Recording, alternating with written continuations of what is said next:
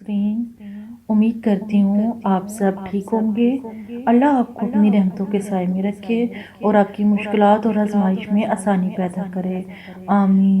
دعاؤں میں یاد رکھیے گا۔ خواب تمام انسان بشمول مرد، عورت، بچے، بوڑھے سب دیکھتے ہیں۔ صالح اور نیک لوگوں کے خواب جو وہ صبح صادق کے وقت دیکھتے ہیں اکثر سچے ہوتے ہیں۔ جھوٹا یا خود سے بنا کر خواب سنانے میں کی ممانعت ہے۔ اکثر و بیشتر ڈراؤنے خواب بھی نظر آتے ہیں۔ اس کی تعبیر دیکھنے سے پہلے یہ دیکھیں کہ خواب پیٹ کی خرابی یا بادی اشیاء کھانے سے تو نہیں آیا۔ اگر ایسا ہے تو ایسے خواب باطل ہوں گے۔ تعبیر خواب پر اپنے آپ خواب کی تعبیر مختصر یا تفصیل دونوں صورتوں میں دیکھ کر ایک نتیجہ پر پہنچ سکتے ہیں، کیونکہ خواب کی تعبیر ہر راوی نے اپنے انداز میں بیان کی ہے۔ یہاں پر میں آپ کو آج کے خواب کی تعبیر بتاتی ہوں۔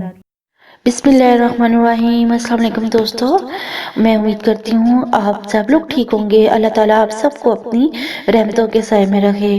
تو آج میں جس خواب کی تعبیر بتانے جا رہی ہوں وہ یہ ہے کہ خواب میں حالت جنابت دیکھنا۔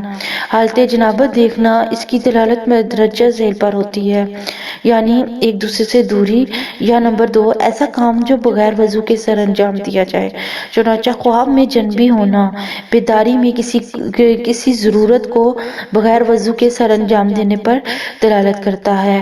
خواب دیکھا جنبی حالت میں نماز پڑھا ہے تو تعبیر یہ ہے کہ وہ کسی نیک کام کے لیے سفر کرے گا، اور بعض کے نزدیک یہ خواب اس کے دینی فساد پر بھی دلالت کرتا ہے، اور بعض اہل تاویل کے مطابق خواب میں جنبی ہونا بیداری میں معاملات کے مشتبہ ہونے پر دلالت ہوتا ہے، اور جنبی ہو کر غسل کرنے کے لیے پانی نہ ملنا دنیاوی یا اخروی مطلوب کے حصول میں مشکلیں پیش آنے پر دلالت کرتا ہے۔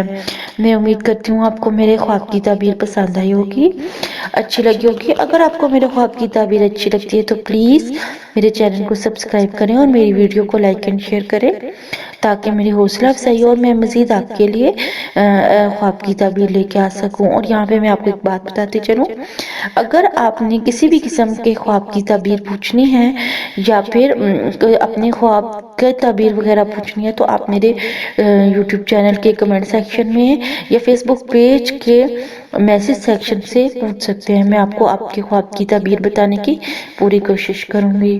تھینک یو، اللہ حافظ۔